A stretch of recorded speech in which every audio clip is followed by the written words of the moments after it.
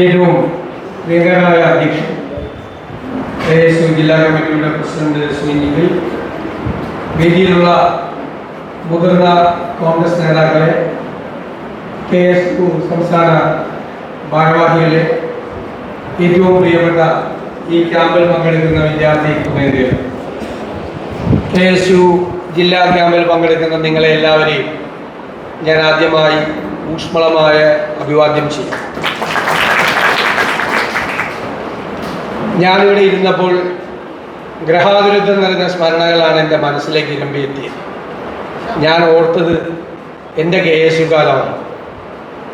KSU പങ്കാളിയായി പല കാര്യങ്ങൾക്ക് ഞാൻ പാലക്കാട് വന്നിട്ടുണ്ട്. പാലക്കാട് ജില്ലയെക്കുറിച്ച് ഓർക്കുമ്പോൾ എൻ്റെ മനസ്സിലേക്ക് ഓടിയെത്തുന്നത് കുറേ കലാലയങ്ങളുണ്ട്. Palakkad Victoria college, Ottapalam NSS college, Nenmara NSS college, Pattambi government college തുടങ്ങിയ കോളേജ്. എനിക്ക് പെട്ടെന്ന് ഓർമ്മയിലെത്തുന്ന ആ കോളേജുകളിലടക്കം 11 കോളേജുകളിൽ KSUവിൻ്റെ നീല പൊൻപതാക പാറിപ്പിച്ചിട്ടാണ് നിങ്ങളിവിടെ ഇരിക്കുന്നത് എന്നുള്ളത് അഭിമാനകരമാണ്. ഈ പാലക്കാട് ജില്ലയിലുണ്ടായ വിസ്മയകരമായ വിജയത്തിൽ പങ്കാളികളായ KSU ജില്ലാ പ്രസിഡന്റിനെയും സംസ്ഥാന ഭാരവാഹികളെയും യൂണിറ്റുകളിൽ നിന്നെത്തിയ ഊർജ്ജസ്വലരായ നിങ്ങളെ ഞാൻ പ്രത്യേകമായി അഭിനന്ദിക്കാൻ ഈ അവസരം ഉപയോഗിക്കും. കഴിഞ്ഞ പ്രാവശ്യം വിസ്മയകരമായ വിജയമാണ് ഉണ്ടാക്കിയതെങ്കിൽ ഈ വരാൻ പോകുന്ന കോളേജ് യൂണിയൻ തെരഞ്ഞെടുപ്പിൽ തിളക്കമാർന്ന വിജയം KSUവിൻ്റെ പേരിൽ നിങ്ങളുണ്ടാക്കും. ഈ വിജയമെല്ലാമാണ് കാലിക്കറ്റ് സർവകലാശാല യൂണിയൻ 8 വർഷം കഴിഞ്ഞതിന് ശേഷം വലിയ ഭൂരിപക്ഷത്തോടു കൂടി വിജയിക്കാൻ നമുക്ക് കഴിഞ്ഞത്. പാലക്കാടുകാരി നിതിൻ ഫാത്തിമ സർവകലാശാല യൂണിയൻ ചെയർപേഴ്സൺ സ്ഥാനത്ത് ഇരിക്കാനും നമുക്ക് കഴിഞ്ഞത് വലിയ മാറ്റമാണ്. മലബാറിൽ മൊത്തമായി ഉണ്ടായൊരു മാറ്റം. നിങ്ങളുടെ ഏറ്റവും പ്രിയങ്കരനായ ഷാഫി പറമ്പിൽ വടകരയിൽ പോയി ഉണ്ടാക്കിയ അത്ഭുതകരമായ മാറ്റത്തിൻ്റെ തുടർച്ചയായിരുന്നു ഇതെല്ലാം. അവിടെ ഉണ്ടാക്കിയ മാറ്റം മലബാറിൽ മുഴുവൻ അലയടിക്കുകയാണ്.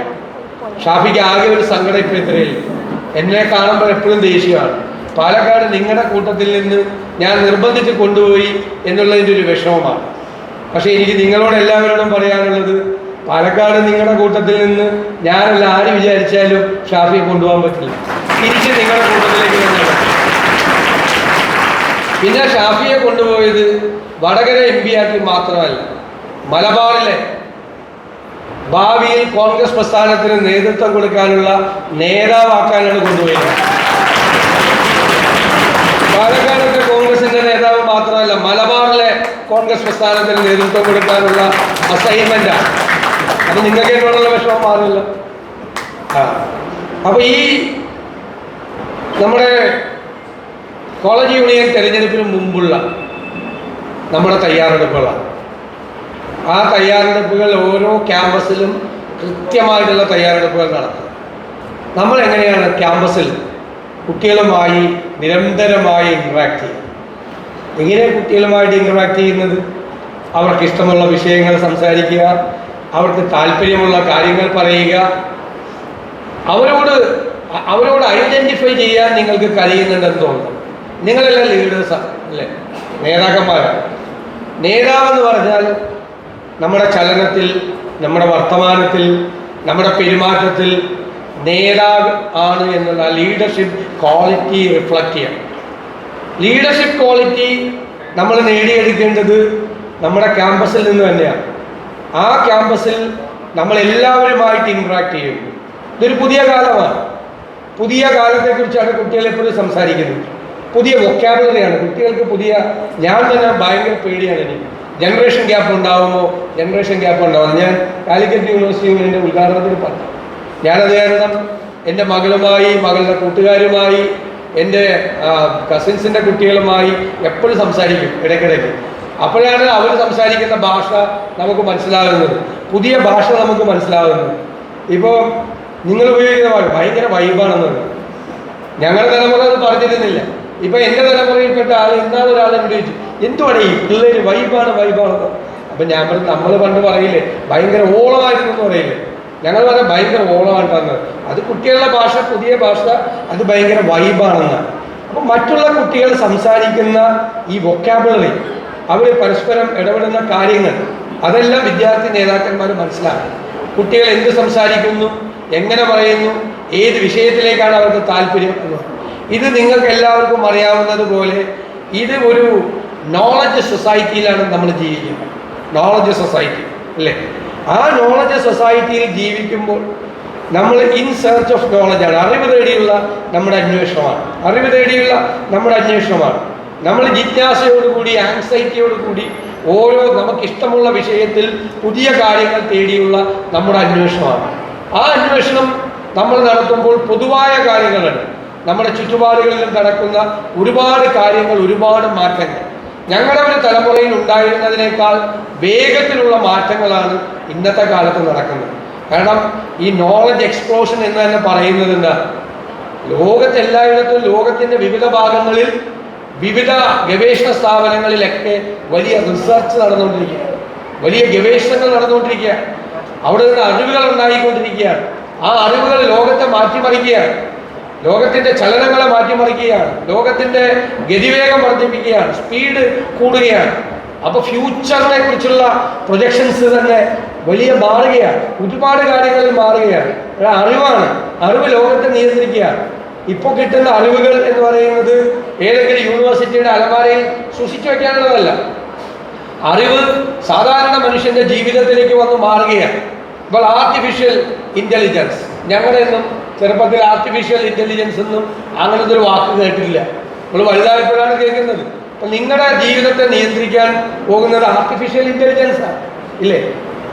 ഇപ്പോൾ ആർട്ടിഫിഷ്യൽ ഇൻ്റലിജൻസിനെ കുറിച്ചുള്ള ഒരു ലേറ്റസ്റ്റ് പുസ്തകം, അതിൽ ഒക്കെ വളരെ പറയുന്നത് അത് ഉണ്ടാക്കാൻ പോകുന്ന പ്രൊജക്ഷൻസിനെ കുറിച്ചാണ്, അത് ലോകത്തെ നിയന്ത്രിക്കുന്നതിനെ കുറിച്ചാണ്, മനുഷ്യൻ്റെ ഒരു ക്രിയേഷൻ മനുഷ്യനെ നിയന്ത്രിക്കാൻ പോകുന്നതിനെ കുറിച്ചാണ്.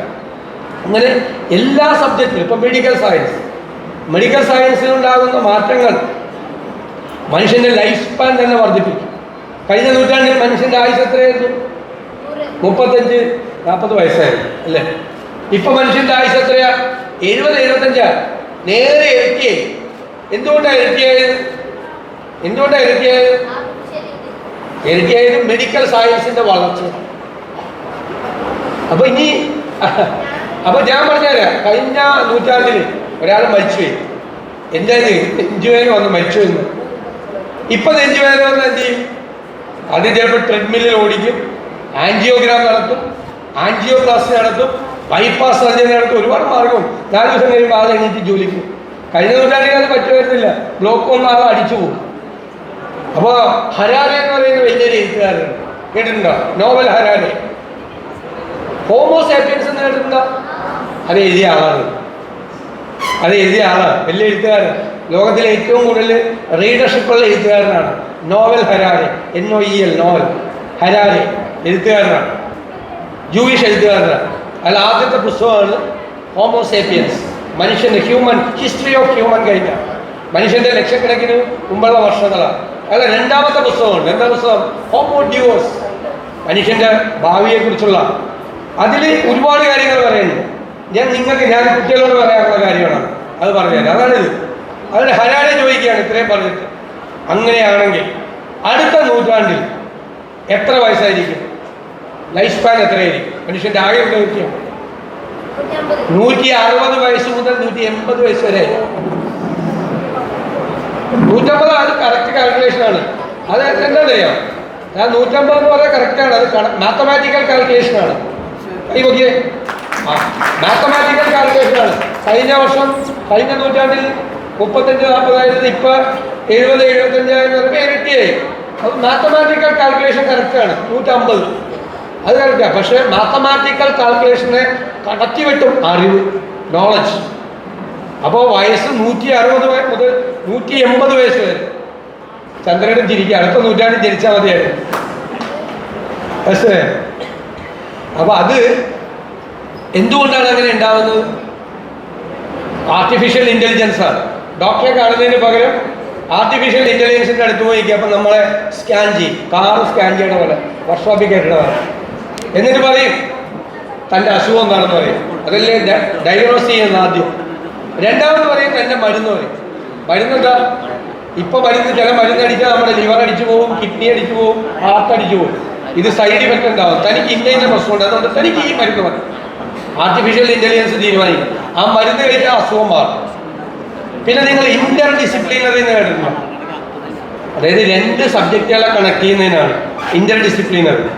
അപ്പോൾ ആർട്ടിഫിഷ്യൽ ഇന്റലിജൻസും നാനോ ടെക്നോളജിയും കൂടി കണക്ട് ചെയ്യും. എന്നിട്ട് നാനോ റോബോട്ട് ഉണ്ടാകും, ചെറുത്, കാണാൻ പറ്റില്ല. അത് നമ്മുടെ വെയിലിലേക്ക് ഇഞ്ചക്ട് ചെയ്യും. എന്നിട്ട് നിങ്ങൾ വീഡിയോ ഗെയിം കളിക്കില്ലേ ഇങ്ങനെ, അതുപോലെ ഡോക്ടർ ഇങ്ങനെ വീഡിയോ ഗെയിം കൊണ്ട് ഈ നാനോ റോബോട്ടിനെ ഇങ്ങനെ കൺട്രോൾ ചെയ്യും.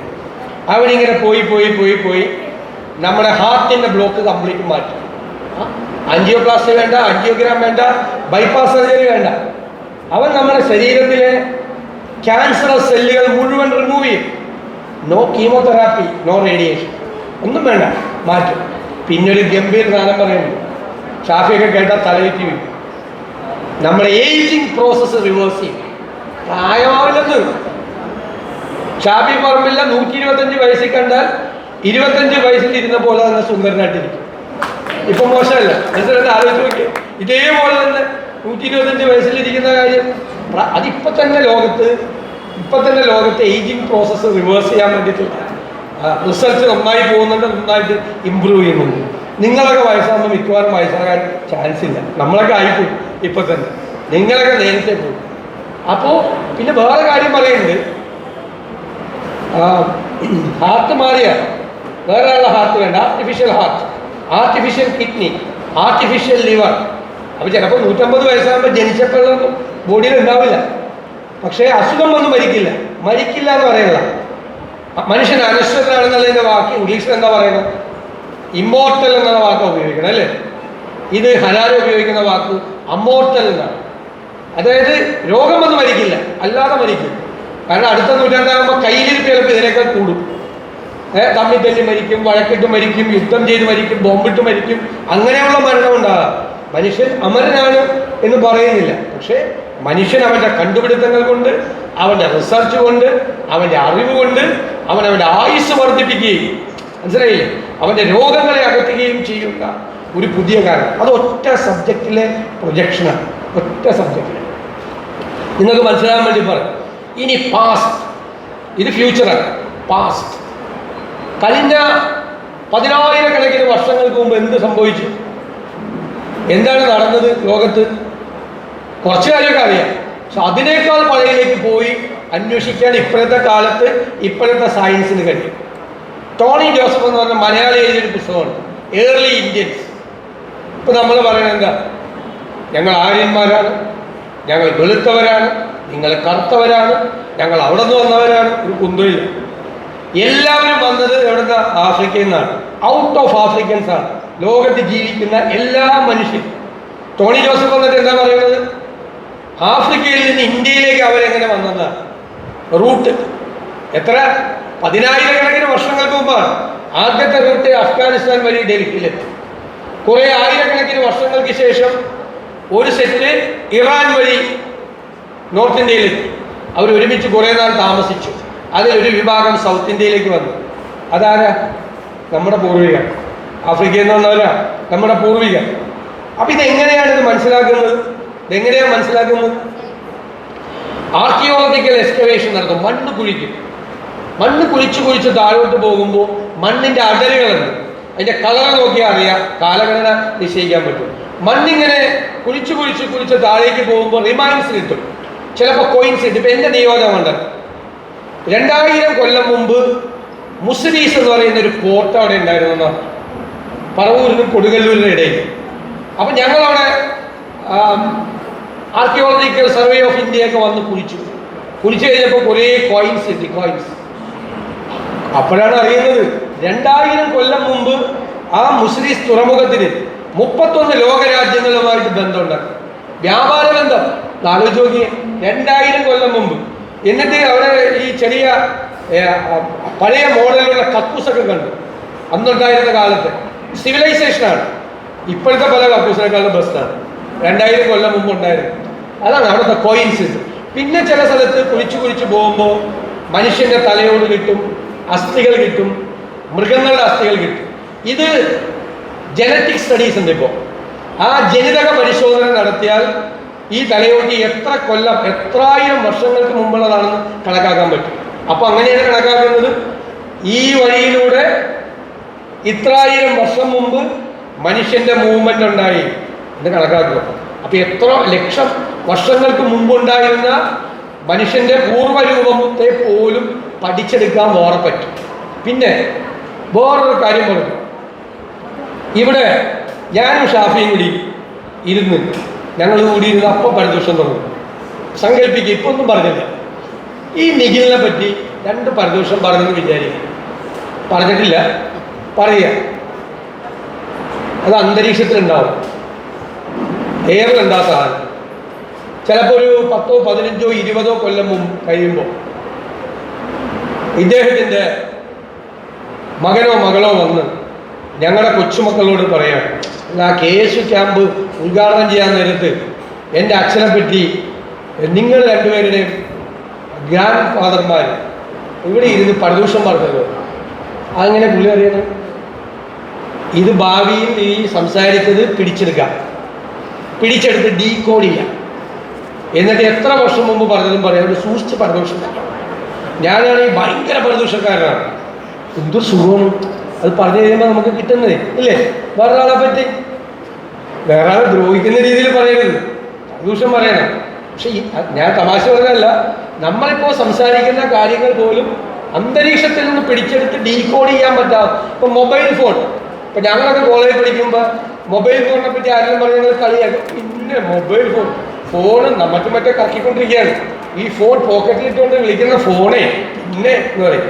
ഇപ്പം നിങ്ങൾ മനസ്സിൽ വിചാരിക്കാതെ പിന്നെ അന്തരീക്ഷത്തിൽ നിന്ന് പിടിച്ചെടുത്ത് ഇവിടെ ഇരുന്നിട്ട് അമേരിക്കയിലേക്ക് എങ്ങനെ സംസാരിക്കണം?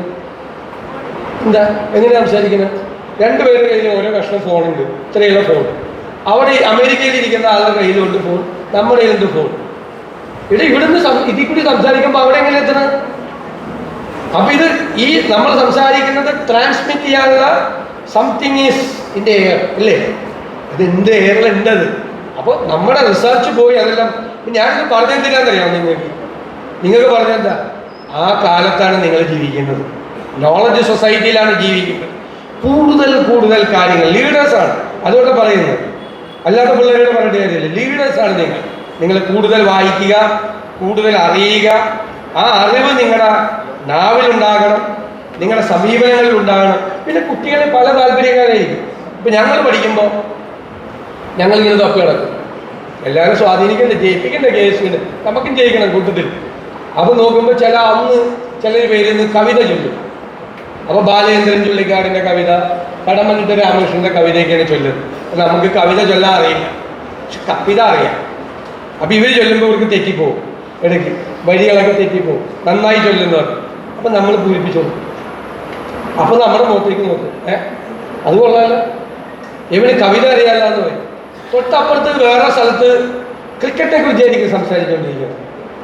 അപ്പം ഞാൻ പഠിച്ച സ്കൂളിൽ അത് 500 പേരാണ് SLCക്ക് ഉണ്ടായിരുന്നത്. SLCക്ക് പഠിക്കുമ്പോഴൊരു ഫുട്ബോൾ മേടിച്ചത് 500 പേര് ഗ്രൗണ്ടിൽ ഇറങ്ങിയ സ്കൂളാണ്. ഞാൻ ക്രിക്കറ്റ് ബാറ്റ് കണ്ടിട്ട് പോലുമില്ല. പക്ഷെ ഞാൻ കോളേജിൽ ചെന്നപ്പോൾ എല്ലാവരും ക്രിക്കറ്റിനെ കുറിച്ച് സംസാരിക്കുന്ന 3 മാർക്കിലെ കുട്ടികളാണ് സിറ്റിയിൽ. അപ്പോൾ നമ്മൾ പത്രമൊക്കെ വായിച്ച് നമ്മൾ മനസ്സിലാക്കി ക്രിക്കറ്റ് എന്താണെന്ന് മനസ്സിലാക്കി. അപ്പോൾ ഇവർ ക്രിക്കറ്റിനെ കുറിച്ച് പറയുമ്പോൾ നമ്മൾ ക്രിക്കറ്റിൻ്റെ ടെക്നിക്കൽ വേർഡൊക്കെ പറയും. ചുമ്മാ ഒന്നും അറിയില്ല, ബാറ്റ് പോലും കണ്ടിട്ടില്ല. സംസാരിക്കുക അതിനെക്കുറിച്ച്, സെലക്ഷൻ ബോർഡിനെ കുറിച്ചൊക്കെ സംസാരിക്കും. അപ്പോൾ അവരായിരിക്കും അതൊക്കെ ക്രിക്കറ്റിനെ കുറിച്ച് അറിയാം. അപ്പോൾ കുട്ടികൾക്ക് വ്യത്യസ്തമായ താല്പര്യങ്ങൾ ഉണ്ടാകുന്നുണ്ട്. ലീഡർഷിപ്പിൽ നിൽക്കുന്നവർ നമ്മൾ അവരുടെ എല്ലാ ഇൻട്രസ്റ്റ് എന്താണെന്ന് മനസ്സിലാക്കിയിട്ട് അവരുമായിട്ട് ഇൻട്രാക്ട് ചെയ്യും. അപ്പോൾ അവർ നമ്മുടെ പുറകെ വരും, അവർക്ക് നമ്മളുമായിട്ട് ഐഡൻറ്റിഫൈ ചെയ്യാൻ. ഇതുപോലെ ഓരോ വിഷയങ്ങൾ ഇന്നത്തെ കാലത്ത് സിനിമയെക്കുറിച്ച് സംസാരിക്കുമ്പോൾ സിനിമയെക്കുറിച്ച് ആധികാരികമായിട്ട് സിനിമയെക്കുറിച്ചും പറയണം. ഒരു 2 സിനിമ, ഏതെങ്കിലും ജാപ്പാനീസ് സിനിമ, കുറോസാവയുടെ സിനിമ, അല്ലെങ്കിൽ വേറെ ആരെങ്കിലും നല്ല സിനിമ ഒക്കെ പറഞ്ഞേക്കണ കൂട്ടത്തിൽ അത് നമ്മൾ സിനിമയെക്കുറിച്ച് ധാരണയുള്ള ആളാണെന്ന് വിചാരിക്കണം. എഴുത്തിനെക്കുറിച്ച്, പുസ്തകത്തെക്കുറിച്ച്, പുതിയ കാര്യങ്ങളെക്കുറിച്ച്, ലോകം ചർച്ച ചെയ്യുന്ന വിഷയങ്ങളെക്കുറിച്ചൊക്കെ ലീഡർഷിപ്പിൽ നിൽക്കുന്നവരറിയണം. നന്നായി വായിക്കണം, നന്നായി കാര്യങ്ങൾ അറിയണം. രണ്ടാമത്, നമ്മൾ സാധാരണ വിദ്യാർത്ഥികളെ പോലെ അല്ല. ആണോ? അല്ലാതെ നമ്മൾ തീരുമാനിക്കണം. നമ്മളല്ല, നമ്മൾ സാധാരണ വിദ്യാർത്ഥികളെ പോലെ കോളേജിൽ വന്ന് പഠിച്ച് പരീക്ഷ എഴുതി പാസ്സാകാൻ വേണ്ടി മാത്രം വന്നവരല്ല. അത് വേണോട്ടോ. അത് വേണം ഉഴപ്പെടുന്നതിൻ്റെ ഇടയിൽ. പരീക്ഷയ്ക്ക് എഴുതി പാസ്സായിക്കോളാം. അതിൻ്റെ ഇടയിൽ നമുക്ക് ഒരുപാട് അസൈൻമെൻറ്റ്സ് നമുക്കുണ്ട്. നമ്മൾ ചുറ്റുപാടുകൾ ശ്രദ്ധിക്കും, ചുറ്റുപാടുകളെ കാണും, സങ്കടങ്ങൾ കാണും, വിഷമങ്ങൾ കാണും. വിഷമം ഒറ്റപ്പെടുത്തുന്ന ആളുകളെ നമ്മൾ ചേർത്ത് പിടിക്കണം. ആരെ ഒറ്റപ്പെടുത്താൻ നമ്മൾ ശ്രമിക്കരുത്. എല്ലാവരെയും നമുക്കൊരു അനുകമ്പാപരമായൊരു നിലപാടെടുക്കണം. നമ്മൾ നടന്നു പോകുമ്പോൾ കുട്ടികൾ നമ്മളെ ബഹുമാനത്തോടെയും സ്നേഹത്തോടെയും നോക്കുന്ന ഒരു സാഹചര്യം ക്യാമ്പസിലുണ്ടാകും. അതാണ് അത് നമ്മുടെ പെരുമാറ്റം കൊണ്ടാണ്. എപ്പോഴും ദേഷ്യപ്പെടും, എപ്പോഴും പൊട്ടിത്തിരിക്കൊന്നും വേണം. നമ്മുടെ പെരുമാറ്റം സ്നേഹപൂർണ്ണമായ പെരുമാറ്റം. പേരെടുത്ത് വിളിക്കാൻ പറ്റുമെന്ന് നോക്കണം പിള്ളേർ. പരമാവധി ആളുകളുടെ പേരുകൾ പഠിക്കണം, നോക്കിന്ന് പഠിക്കണം. എന്നിട്ട് അവർ പേരെടുത്ത് വിളിക്കണം. ഒരിക്കൽ പരിചയപ്പെടുന്ന ഒരു കുട്ടിയെ പേരെടുത്ത് വിളിക്കാൻ പറ്റണം. പിന്നെ ഞാൻ പറയും, സാധാരണ ഞങ്ങളൊക്കെ പേരെടുത്ത് വിളിക്കും ഇപ്പോഴും. ചിലപ്പോൾ 10, 25 വർഷം കഴിഞ്ഞിട്ട് ക്യാമ്പസിൽ പഠിച്ച ആളുകളെ കാണുമ്പോൾ പേരെടുത്ത് വിളിക്കാൻ പറ്റും. ഒരാളെ നമ്മൾ ഒരു പ്രാവശ്യം പരിചയപ്പെട്ട് പിന്നെ കാണുമ്പോൾ അയാളെ നാം പേരെടുത്ത് വിളിച്ചാൽ നമ്മൾ അയാളുടെ ഹൃദയത്തിൻ്റെ കവാടങ്ങൾ തുറന്ന് നമ്മൾ അകത്തേക്ക് കയറുകയാണ് എന്ന് വിചാരിച്ചത്. അങ്ങനെയാണ് ആളുകളെ ഇൻഫ്ലുവൻസ് ചെയ്യുന്നത്. നമ്മൾ ക്യാമ്പസിലൊക്കെ കുട്ടികളെ അവരുടെ പേരുകൾ മനസ്സിലാക്കി, അവരുടെ പശ്ചാത്തലം മനസ്സിലാക്കി ഒക്കെ പോകണം. അത് ഞങ്ങളോടൊക്കെ ചിലപ്പോൾ ചോദിക്കും, എൻ്റെ പേരറിയാമോ? നമുക്കറിയാം, ചുമ്മാ പറയണം, പേരൊന്ന് പറ. അപ്പം ഞങ്ങൾ ചിലപ്പോൾ അവൻ്റെ അപ്പൻ്റെ പേര് പറയും, അവരുടെ ബാക്ക്ഗ്രൗണ്ട് പറയും. അപ്പോൾ അവർ അന്തം വിട്ടു പോകും. അങ്ങനെ നമ്മളിപ്പോൾ ഒരാളെ പരിചയപ്പെട്ടു അല്ലേ? ഇവിടെ വെച്ചിട്ടാണ്, ഒരു ക്യാമ്പസിൽ വെച്ചിട്ട് ഇവിടെ വെച്ച് പരിചയപ്പെട്ടു, ഇവിടെ ഒരു മരത്തിൻ്റെ ചോട്ടിൽ വെച്ചാണ് പരിചയപ്പെട്ടത്. അപ്പോൾ ഇങ്ങനെ ഇത്രയും ക്യാമ്പ് നടക്കുന്ന സാഹചര്യം പരിചയപ്പെടുമ്പോൾ അത് ഒരു ഫോട്ടോഗ്രാഫിക് മെമ്മറി എന്ന് പറഞ്ഞ സാധനം അതിങ്ങനെ മനസ്സിൽ സൂക്ഷിക്കണം. ചിലപ്പോൾ ഒരു വർഷം കഴിയുമ്പോഴായിരിക്കും വേറെ ക്യാമ്പസിൽ പഠിച്ചൊരു കുട്ടിയായിരിക്കും നിങ്ങൾ ചിലപ്പോൾ പട്ടാമ്പിയിലായിരിക്കും പഠിക്കുന്നത്, വിക്ടോറിയ കോളേജിലൊരു കുട്ടിയായിരിക്കും കണ്ടത്. പിന്നെ നിങ്ങൾ വേറെ എവിടെയെങ്കിലും വെച്ച് കാണും, നിങ്ങൾക്ക് ആളെ പേരെടുത്ത് വിളിക്കാൻ പറ്റും. അപ്പോൾ അയാൾ അന്തപ്പെടും. KSU ക്യാമ്പിലന്ന്, പാലക്കാട് KSU ക്യാമ്പിൽ അന്ന് പിന്നെ വിക്ടോറിയ കോളേജിൽ എന്ന് പറയുമ്പോഴോ അങ്ങനെ പറയാൻ പറ്റണം. ക്യാമ്പസിലെ ലീഡേഴ്സ്, ക്യാമ്പസിൽ പഠിക്കുന്ന ഒരുമാതിരി മുഴുവൻ കുട്ടികളുടെയും പേര് നിങ്ങൾക്ക് അറിയാൻ പറ്റും. അത് നല്ലൊരു ട്രെയിനിങ് കൂടിയാണ്. ഭാവിയിൽ നിങ്ങളുടെ മെമ്മറി പവർ നിങ്ങളെ ഭയങ്കരമായിട്ട് ഇമ്പ്രൂവ് ചെയ്യും. നമ്മുടെ മെമ്മറി നമുക്ക് നിലനിർത്താൻ ഇതിന് എക്സസൈസ് കൊടുക്കേണ്ടതുണ്ട്. അതിനുള്ള ഏറ്റവും നല്ല മാർഗം ക്യാമ്പസിലെ കുട്ടികളുടെ പേര് പഠിക്കുക എന്നുള്ളതാണ്. കുട്ടികളുടെ വീട്, അവരുടെ പശ്ചാത്തലം, അവരുടെ സംവിധാനമൊക്കെ മനസ്സിലാക്കുക. എല്ലാവരെയും പരിചയപ്പെടുക, എല്ലാവരുമായിട്ടൊരു ഇൻറ്റിമസി ഉണ്ടാക്കുക. ഇന്ന് പരിചയപ്പെടുന്ന ആളെ നാളെ കാണുമ്പോൾ അയാളെ ഒന്ന് വിഷ് ചെയ്യുക. ഹലോ, എന്തുണ്ട് വിശേഷം, ക്ലാസ് ഉണ്ടോ, എപ്പോഴാണ് ക്ലാസ്, ഏത് സബ്ജക്റ്റാണ് എന്നൊക്കെ അറിയണം. ഇപ്പോൾ ഏതാണ്, ഇപ്പോൾ മെയിനാണോ അല്ലെങ്കിൽ സബ്ബാണോ, ഇപ്പോൾ ഏത് ക്ലാസ്സാണല്ലോ എന്നൊക്കെ ചോദിച്ച് എപ്പോഴും കുട്ടികളുമായിട്ട് നമ്മളെ എപ്പോഴും അവരുടെ മനസ്സിൽ ഓർക്കണം. നമ്മൾ ചെന്ന് ഇലക്ഷൻ ക്യാമ്പയിനെല്ലാം നല്ല സിസ്റ്റമാറ്റിക്കായിട്ട് ഇലക്ഷൻ ക്യാമ്പയിൻ ചെയ്യണം. എപ്പോഴും നമുക്കൊരു സ്ലോഗൻ വേണം, ഒരു ടാഗ് ലൈൻ വേണം. ഞാനത് പണ്ട് എനിക്കിപ്പോൾ ഓർമ്മയുണ്ട്. പണ്ട് ഇന്ത്യൻ ഓയിൽ കമ്പനിയുടെ ഒരു പരസ്യം ഉണ്ടായിരുന്നു, let us purify the soul of India. IOC Indian oil കമ്പനിയുടെ വലിയ പരസ്യം ഇതിലേക്ക്. അത് ഞങ്ങളിതിങ്ങനെ മനസ്സിലാച്ചു. അവസാനം ക്യാമ്പസിൽ ഇലക്ഷൻ നടന്നു കഴിഞ്ഞപ്പോൾ ഒരു SFI ഭരിച്ചിരുന്ന ക്യാമ്പസാണ്, അതിൽ നിന്ന് KSU തിരിച്ചു പിടിക്കണം. അപ്പം നമ്മുടെ സ്ലോഗനാണ് let us purify the soul of this campus. മറ്റേത് കോപ്പി അടിച്ചാണ്. ഇന്ത്യയുടെ ആത്മാവ് ശുദ്ധീകരിക്കാൻ, അതായത് ബെസ്റ്റ് ഓയിലാണെന്നാണ് പറയണത് IOC. അപ്പോൾ ഈ ക്യാമ്പസിൻ്റെ ആത്മാവ് ശുദ്ധീകരിക്കാൻ വോട്ട് ഫോർ KSU എന്നാക്കി മാറ്റി. അതുപോലെ രസകരമായ ടാഗ് ലൈനൊക്കെ ഉണ്ടാക്കി, അതൊക്കെ അല്ല നിങ്ങൾ പറയണം അല്ലേ, സ്ലോഗനൊക്കെ ഉണ്ടാക്കി നിങ്ങൾ ഇത് പോകണം. അപ്പോൾ നമ്മൾ തോന്നുക നമ്മളൊരു വർക്ക് ചെയ്യാൻ പോകുന്നവരാണ്, നമ്മളൊരു ക്രിയേറ്റീവായിട്ടുള്ള യൂണിയൻ. ഇപ്പോൾ യൂണിയൻ ദാറ്റ് ബോക്സ്, പ്രവർത്തന നിരതമായ ഒരു യൂണിയൻ എന്നൊക്കെ പറഞ്ഞ് നല്ല ആളുകൾ ഷാഫിയോടൊക്കെ ചോദിച്ചാൽ ഇഷ്ടംപോലെ പറഞ്ഞു തരും. ഒരുപാട് സാധനമുണ്ട് കയ്യിൽ. ഇങ്ങനത്തെ നല്ല സാധനങ്ങൾ ക്യാമ്പസിന് അനുയോജിച്ച രീതിയിൽ അവിടെ നിങ്ങൾ അത് പ്രയോഗിക്കണം. അപ്പോൾ അതിനകത്ത് നല്ല റിയാക്ഷൻസ് ഉണ്ടാവും. ക്യാമ്പയിൻ എപ്പോഴും അങ്ങനെ ഇരിക്കണം. ക്യാമ്പയിൻ നിങ്ങൾ ഒരുമിച്ച് പിന്നെ ക്യാമ്പസിൽ ടീമായിട്ട് നടക്കണം. കുറേ ഗ്യാങ്ങായിട്ട് എപ്പോഴും നമ്മൾ നടക്കുമ്പോൾ നമ്മുടെ ഫ്രണ്ട്സ് KSUക്കാർ മറ്റവരുണ്ടാകും. നമ്മളിങ്ങനെ നടന്നു പോകുമ്പോൾ നമ്മുടെ കൂടെ കുറേ ആളുകൾ ഒക്കെ ഉണ്ടാകണം. അപ്പോൾ എല്ലാവരെയും ഇങ്ങനെ വിഷ് ചെയ്തു. അപ്പോൾ എല്ലാവരും ശ്രദ്ധിക്കും. നിങ്ങൾ തെരഞ്ഞെടുപ്പിൽ മത്സരിക്കാൻ പോകുന്നവരൊക്കെ ഉണ്ടാവുമല്ലോ ഈ കൂട്ടത്തിലില്ലേ? പിന്നെ റെഡിയായിട്ടിരിക്കുന്നതാണ്. അപ്പോൾ അത് എപ്പോഴും ലീഡറാണ്, ക്യാമ്പസിലെ ലീഡറാണ്. നമ്മൾ വെറുതെ ഈ നമ്പർ ഇറക്കുമല്ലോ, അത് ചിലപ്പോൾ ബുമറാങ്ങി ഈ വലിച്ച നമ്പറൊക്കെ ഇറക്കി ചിലപ്പോൾ തിരിഞ്ഞു കൂത്തും ക്യാമ്പസിൽ. നല്ല എലഗൻ്റായിട്ട് നല്ല രസമായിട്ടും കുറേ കമ്മിറ്റഡായും, ഞാൻ തട്ടിപ്പൊന്നും കാണിക്കണമെന്ന് ഞാൻ പറഞ്ഞിട്ടില്ല, ഇത് സിൻസിയറായിട്ട് വളരെ സ്ട്രെയിറ്റ് ആയിട്ട് നിങ്ങൾ കുട്ടികളെ പേരെടുത്ത് വിളിച്ച് അവരെ സ്നേഹിക്കാൻ, നിങ്ങൾ ശരിക്കും സ്നേഹിക്കുന്നവരെ, നിങ്ങൾ അവരെ ഇഷ്ടപ്പെടണം, നിങ്ങൾ അവരോട് അന്വേഷിക്കണം കാര്യങ്ങൾ. അങ്ങനെയുള്ളൊരു ക്യാരക്ടർ കൂടി നിങ്ങൾ വളർത്തിയെടുക്കണം. ശരിക്കും പറഞ്ഞാൽ ഒരു ലീഡർഷിപ്പ് ക്യാരക്ടർ നമുക്ക് വളർത്തിയെടുക്കാൻ പറ്റിയ ഏറ്റവും ബെസ്റ്റ് സ്ഥലമാണ് ക്യാമ്പസ്. ഞാൻ ഇപ്പോൾ MLA ആയിട്ട് 4 നൂറ്റാണ്ട് കാലം പൂർത്തിയാക്കാൻ പോവാണ്. ഒരുപാട് സ്ഥാനങ്ങളിലെല്ലാം ഇരുന്നത്. പക്ഷേ എൻ്റെ ജീവിതത്തിലെ ഏറ്റവും മനോഹരമായ സുവർണകാലം എന്ന് ഞാൻ നിശ്ചയിച്ചിട്ടുള്ളത് എൻ്റെ ക്യാമ്പസാണ് യഥാർത്ഥം. നിങ്ങളത് മിസ് ചെയ്യരുത്. ക്യാമ്പസിനെ നിങ്ങൾ മിസ് ചെയ്യരുത്. ക്യാമ്പസിൻ്റെ സൗഹൃദങ്ങളെ മിസ് ചെയ്യരുത്. എൻ്റെ ഇന്നത്തെയും ഏറ്റവും വലിയ കരുത്ത് എൻ്റെ ക്യാമ്പസിലെ സൗഹൃദങ്ങളാണ്. ലോകത്തെമ്പാടുമുള്ള സൗഹൃദങ്ങളാണ്, വലിയ ബന്ധങ്ങളാണ്. അത് വലിയ കുടുംബ ബന്ധങ്ങളാണ്. വലിയ ശക്തിയാണ് നമുക്ക്. വൈവിധ്യമാർന്ന സ്വഭാവങ്ങളുള്ള ലോകത്തിൻ്റെ വിവിധ തലങ്ങളിലേക്ക് പല കാര്യങ്ങളുമായി പോകാൻ പോകുന്ന ഒരു വലിയ സൗഹൃദത്തെ നമ്മൾ ക്യാമ്പസിൽ സൃഷ്ടിച്ചെടുക്കണം. ഈ ഒരു കാലം എത്ര വലിയ പദവിയിലെത്തിയാലും ക്യാമ്പസിലുണ്ടായിരുന്ന കാലത്തെ ഒരു സന്തോഷം നമുക്ക് ഒരിക്കലും തിരിച്ചു വരില്ല. ഇപ്പം നമുക്ക് സ്ഥാനമൊക്കെ ഇരിക്കുന്നുണ്ട്, കാണുമ്പോൾ തോന്നും ഓക്കെ. പക്ഷേ ഇപ്പോൾ നമുക്ക് വേറെ ഒരുപാട് ടെൻഷൻസും ഒരുപാട് കാര്യങ്ങളും ഒരുപാട് അസൈൻമെൻറ്റ്സും ഒരുപാട് മറ്റു കാര്യങ്ങളുണ്ട്. ഇതുപോലെ നമുക്ക് എൻജോയ് ചെയ്യാനും ഇതുപോലെ റിലാക്സ് ചെയ്യാനും പറ്റില്ല. ക്യാമ്പസ് ശരിയായി നിങ്ങൾ ആസ്വദിക്കണം. ഇതാണ് എനിക്കുള്ള മെസ്സേജാണ്, നിങ്ങൾക്ക് തരാനുള്ള മെസ്സേജാണ്. നല്ല രീതിയിൽ ക്യാമ്പസിൽ വെറുതെ രാവിലെ പോയി വൈകുന്നേരം തിരിച്ചു വരുന്ന ഒരാളാകെ ക്യാമ്പസിലെ മുഴുവൻ, ക്യാമ്പസിൻ്റെ ലൈബ്രറി, ക്യാമ്പസിലെ ഗ്രൗണ്ട്, എല്ലാ സ്ഥലവും, sports day, arts day, union ഉദ്ഘാടനം, ഫെസ്റ്റിവൽ, എല്ലാ കാര്യങ്ങളിലും ഒരു ഇൻവോൾവ്മെൻ്റ് ഉണ്ടാകണം. അവിടെ എന്ത് ആക്ടിവിറ്റി നടന്നാലും അതിനകത്ത് ഒരു ഇൻവോൾവ്മെൻറ്റ് നമുക്കുണ്ടാകണം. നമ്മുടെ ഫേസ്, നമ്മുടെ KSUവിനെ ക്യാമ്പസിൽ നയിക്കുന്നവരുടെ മുഖം ക്യാമ്പസിലുള്ള മുഴുവൻ പേർക്കും പരിചിതമാകണം. നമ്മുടെ പേര് അവർക്ക് അറിയാൻ പറ്റും.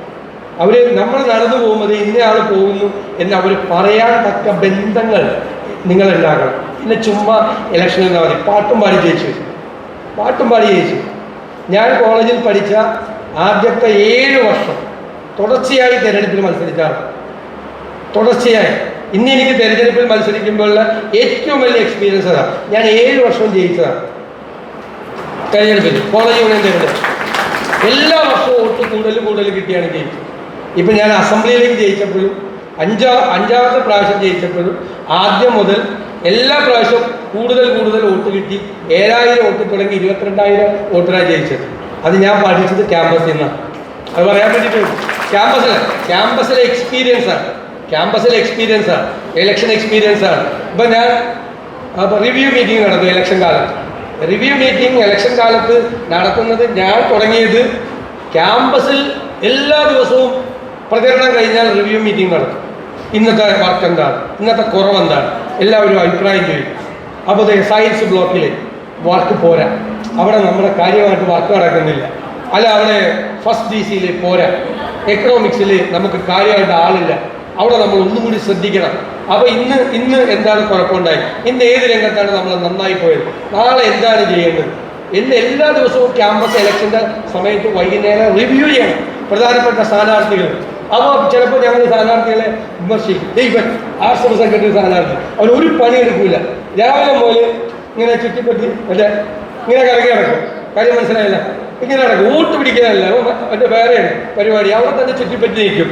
ആ റിട്ടയറിംഗ് റൂമിൻ്റെ അവിടെ, ആരുടെ ഗേൾസിൻ്റെ റിട്ടയർ റൂമിൻ്റെ, അല്ലാതെ വേറെ ഒന്നും പോവില്ല എന്നൊക്കെ പറഞ്ഞ് ഇങ്ങനെ കളിയാക്കി വൈകുന്നേരം പറഞ്ഞ് പിറ്റേ ദിവസം അപ്പോൾ ആളെ മാറ്റി ചെയ്യണം. ചിലപ്പോൾ ചില ക്യാൻഡിഡേറ്റ്സിൻ്റെ കൂടെ നമുക്ക് ഒരാളെ കൂടെ വിടേണ്ടി വരും. നല്ല ക്യാൻഡിഡേറ്റ്സിനെ സെലക്ട് ചെയ്യുക, ബെസ്റ്റ് ക്യാൻഡിഡേറ്റിനെ സെലക്ട് ചെയ്യുക. അപ്പോൾ ഞങ്ങൾ ഇങ്ങനെ നോക്കി നടക്കും. അപ്പോൾ ഏതെങ്കിലും ഒരു കലാപരമായ കഴിവുള്ള ഒരാൾ, നല്ല ഗിറ്റാറിസ്റ്റ്, നല്ല വയലിനിസ്റ്റ്, നല്ല പാട്ടുകാരൻ, അപ്പോഴേ പിടിക്കും. അവനെ കൈകാര്യം ചെയ്ത് അടുത്ത പ്രാവശ്യത്തെ ഫൈനാൻസ് സെക്രട്ടറി ആകാൻ വേണ്ടിയിട്ട് നോക്കും. അല്ലെങ്കിൽ നന്നായി എഴുതുന്ന ഒരാൾ, നന്നായി സംസാരിക്കുന്ന ഒരാൾ, അല്ല മാഗസിൻ എഡിറ്ററാക്കാം, നല്ല സ്ഥാനാർത്ഥി, പ്രസൻറ്റബിളാണ്, നല്ല ചെയർമാൻ കാൻഡിഡേറ്റ് ആരാണ്, കൗൺസിലർ സാറിൻ്റെ ആര് പോകണം, ആരാണ് നന്നായി സംസാരിക്കുന്നത്, ആരാണ് നല്ല ഓർഗനൈസർ, അല്ലെങ്കിൽ അസോസിയേഷൻ്റെ സെക്രട്ടറി, അതിനൊക്കെ ഒരു പ്ലാൻ വേണം നേരത്തെ തന്നെ. നിങ്ങൾ നേരത്തെ പ്രധാനപ്പെട്ട ആളുകൾ കൂടിയിരുന്ന് ആലോചിച്ച് നിങ്ങൾ സ്ഥാനാർത്ഥി നിർണയത്തെക്കുറിച്ച്, നല്ല കാൻഡിഡേറ്റ്സിനെ പ്രസൻറ്റ് ചെയ്യുന്നതിനെക്കുറിച്ച്, നല്ല ടീമിനെ ഉണ്ടാക്കുന്നതിനെക്കുറിച്ച് എല്ലാവരും കൂടി രാവിലെ ഇറങ്ങി എല്ലാ മേഖലയിലും ബന്ധപ്പെട്ട് ഒരു ചെയ്യണം. അപ്പം നമ്മൾ നടന്നു പോകുമ്പോൾ തന്നെ ആളുകൾക്കൊരു കോൺഫിഡൻസ് ഉണ്ടാണ്, ജയിക്കാൻ പോകുന്നവരാണെന്നുള്ള ഉണ്ടാക്കുക. ആ ക്യാമ്പസിന് ഒരു മാറ്റവും അന്നും ഇന്നും തമ്മിൽ ഉണ്ടായിട്ടില്ല. അത് ഇപ്പോഴത്തേതായ രീതിയിൽ അന്ന് പറഞ്ഞ കാര്യങ്ങളൊന്നും പറഞ്ഞിട്ട് ഇപ്പോൾ കാര്യമില്ല. ഇപ്പൊ പുതിയ കാര്യങ്ങൾ പറയാം, പുതിയ വിഷയങ്ങൾ സംസാരിക്കുക, കുട്ടികളുമായി മാക്സിമം ഇൻട്രാക്ട് ചെയ്യുക. അങ്ങനെ ചെയ്താൽ ഞാൻ പറഞ്ഞതുപോലെ വിസ്മയകരമായ ഒരു വിജയത്തിന് ശേഷം തിളക്കമാർന്ന ഒരു വിജയം ഈ വർഷം പാലക്കാടുണ്ടാകും. ഞാൻ ഉറപ്പിച്ചോട്ടെ, ഈ പ്രാവശ്യത്തെ കോളേജ് യൂണിയൻ തെരഞ്ഞെടുപ്പിന്റെ റിസൾട്ട് വരുമ്പോൾ ഐതിഹാസികമായ വിജയം പാലക്കാടുണ്ടാകും. അതിനുള്ള കരുത്താണ് നിങ്ങൾ എല്ലാവരും. എനിക്ക് ഭയങ്കര സന്തോഷം തോന്നുന്നു. ഈ ഒരു യുവത്വമാണ് KSUവിലൂടെ കടന്നു വരുന്നത്. കേരളത്തിൻ്റെ ഈ ജില്ലയുടെ ഒക്കെ ലീഡർഷിപ്പിലേക്ക് കടന്നു വരെ വേദിയിലും സദസ്സിലും ഇരിക്കുന്ന ഒരു നല്ല ലീഡർഷിപ്പ് നമുക്കുണ്ടാകട്ടെ. ജീവിതത്തിൻ്റെ സമസ്ത തലങ്ങളിലേക്കും പോകുമ്പോൾ നിങ്ങൾക്ക് ചിലപ്പോൾ എല്ലാവരും രാഷ്ട്രീയത്തിലല്ലോ, ചിലപ്പോൾ ഡോക്ടറായി പോവും, എഞ്ചിനീയറായി പോവും, നല്ല മാനേജറായി പോവും, നല്ല ലോയറായി പോവും, നല്ല ബിസിനസ്സുകാരനായി പോവും. നിങ്ങളിൽ പലരും എവിടെ ചെന്നാലും എവിടെയും ഒരു ലീഡർഷിപ്പ് ക്വാളിറ്റിയുടെ ആവശ്യം എവിടെയും.